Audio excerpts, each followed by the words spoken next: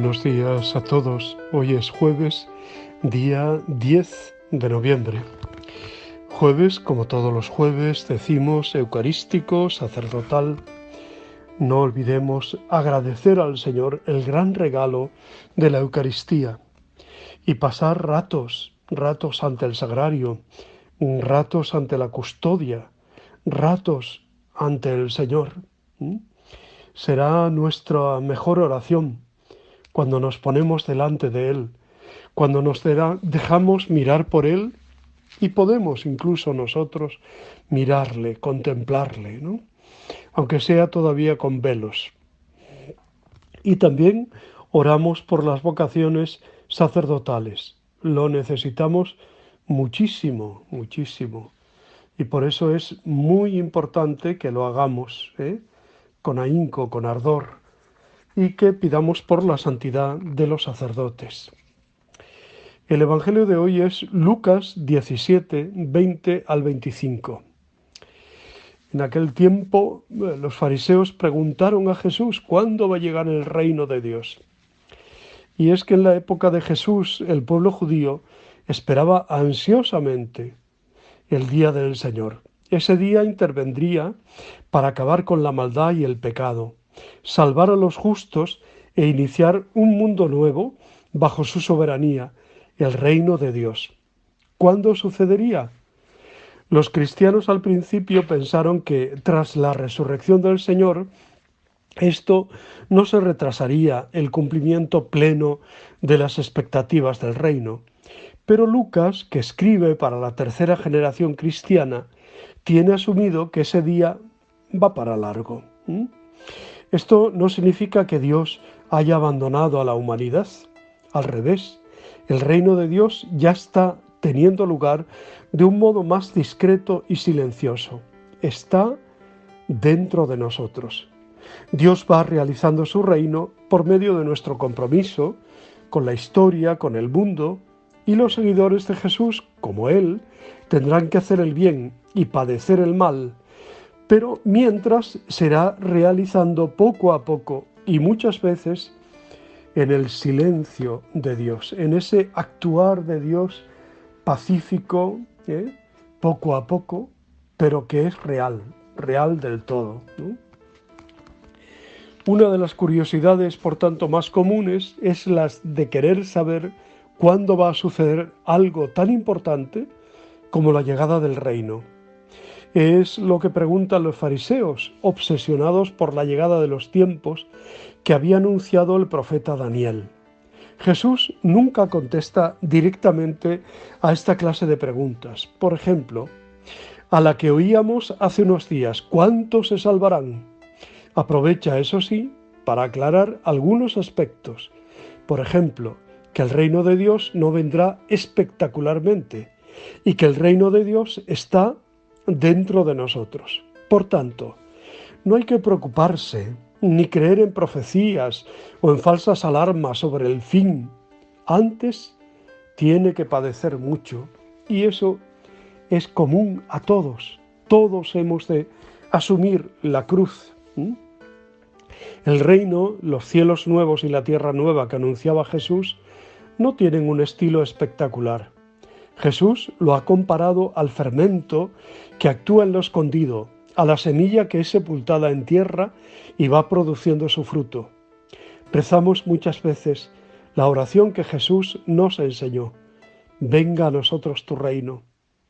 Pero este reino es imprevisible, está oculto, pero ya está actuando en la Iglesia, en su palabra, en los sacramentos, en la vitalidad de tantos y tantos cristianos que han creído en el Evangelio y lo van cumpliendo. Ya está presente en los humildes y sencillos. Bienaventurados los pobres, porque de ellos es el reino de los cielos. Seguimos teniendo una tendencia a lo solemne, a lo llamativo, a nuevas apariciones, revelaciones, signos cósmicos. Y no acabamos de ver los signos de la cercanía y de la presencia de Dios en lo sencillo, en lo cotidiano. Al impetuoso Elías Dios le dio una lección y se le apareció no en el terremoto, ni en el estruendo de la tormenta, ni en el viento impetuoso, sino en una suave brisa.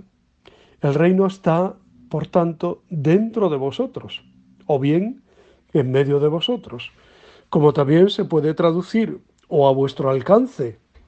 En griego es entos aimon y en latín intra vos.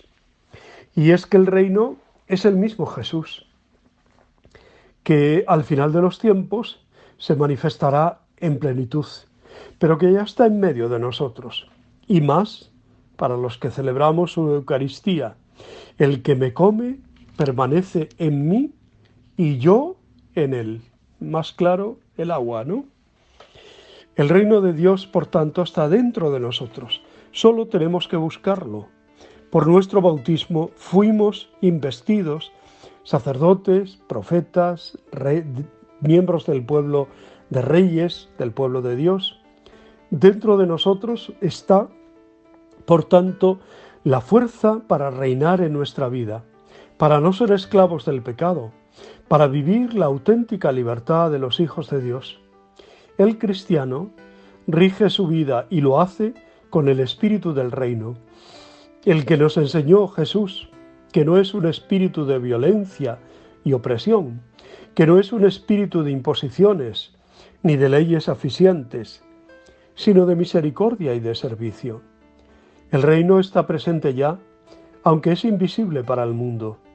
Está allá donde hay un cristiano sirviendo al prójimo y subiéndose a la cruz de cada día, con sencillez, pero siendo realmente profeta en medio del mundo y de su tiempo. Hoy la Iglesia celebra, entre otros santos, la memoria de San León Magno, Papa y Doctor de la Iglesia. Siendo arcediano, bajo el pontificado de Celestino I, León se acreditó como hombre hábil en los asuntos de la Iglesia. Fue elegido Papa en el año 440 y gobernó la sede romana durante 21 años. Largo pontificado en el cual la habilidad política, las relaciones con Oriente, la claridad y la madurez de juicio en materia de fe y de disciplina, la participación que tuvo en el despliegue del culto y los dotes de orador, hacen de León I el pontífice romano más importante del siglo V. Su palabra sobre las dos naturalezas de Jesucristo fue definida en el Concilio Ecuménico de Calcedonia. Atila, rey de los hunos, se sintió honrado cuando el sumo pontífice, en Mantua, le pidió personalmente que se retirase con el ejército. No fue tan afortunado León con el vándalo Genserico. El Papa murió el 10 de noviembre del año 461. Ese día también es el que indica el martirologio jeronimiano. Roma celebraba antiguamente a nuestro santo el 28 de junio, ya que dicho día del año 688, el Papa Sergio I mandó trasladar el cuerpo desde el atrio al interior de la Basílica de San Pedro. Los martirologios del siglo VIII registraron la fiesta de San León el 11 de abril, y esta fecha prevaleció en la liturgia romana desde el siglo XII hasta la última reforma del calendario. Los orientales celebran la fiesta el 17 o el 18 de febrero. Sea como fuera, damos gracias a Dios por la vida y el testimonio de San León Magno, Papa y Doctor de la Iglesia. Muchas felicidades a los que llevan su nombre. Leo o León, que se ha puesto muy, muy de moda, ¿no? Sobre todo con el actor Leonardo DiCaprio. Hay muchos que también pues se llaman Leo por él, ¿no? Leo o León. Bueno, pues os deseo muy buen día, os abrazo y os bendigo en el nombre del Padre, del Hijo y del Espíritu Santo. Os quiero.